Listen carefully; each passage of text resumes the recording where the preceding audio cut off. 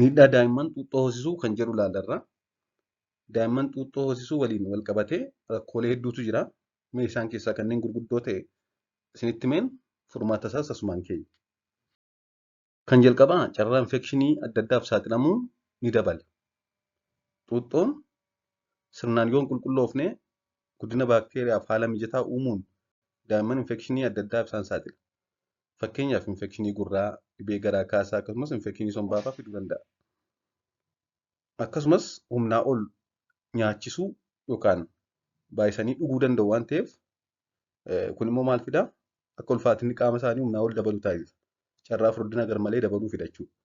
Kunis egaa tokko sababoota fiixeen xuuxxoo bal'achuudhaan daa'imman amma fedhanii ol baay'isanii akka dhugan taasisa. Akkasumas immoo callisanii afaanitti yeroo qabatan callisanii akka argan dhugaa oolu. Kun immoo akka ulfaatinni qaama isaanii baay'ee dabalu taasisa. Akkasumas yeroo hedduu aannan loonii fayyadamu waan ta'eef qabiyyeen pirootiiniin hangaa aannan loonii keessa jiru immoo baay'eedha. Kun immoo akka ulfaatinni qaama isaanii dabalu taasisa. Inni garbiroon rakkoo bullaa'insa nyaataa fida.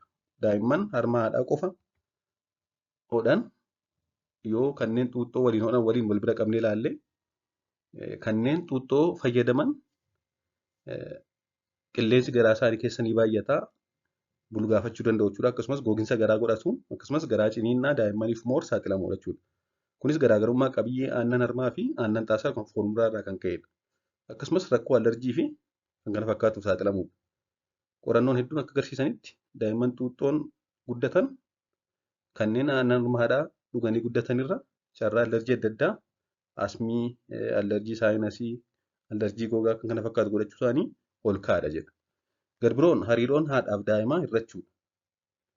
Hariiroon haadhaaf daa'imaa yookaan maazar chaaldi deeyad kan jedhamu ni hir'ata. Akka yeroo harma sadii ofitti qabanii naafsisan waan ta'eef xuuxxoon hoosisuun harma hoosisuu wajjin wal bira qabamee yoo ilaalamu sadarkaa walitti hidhaminsa yookaan miirri haadhaaf daa'imaa walitti dhufu gad bu'aadha. Inni garbiroon carraan ilkaan daa'immanii caccabuu kan nyaatamu ni dabala. Yeroo dheeraaf xuuxxoo hoosisuun keessumaa dhangala'oo sukkaara adda addaa qaban kanneen akka cuunfaalee adda addaa yoo ta'e daa'imman carraan ilkaan nyaatamuu isaanii dabala. Hanga danda'ametti egaa daa'imman aannanis ta'e wantoota biroo yeroo dhugan xuuxxoon osoo hin ta'in siinii yookaan burcuqqoo osoo dhuganii filatama.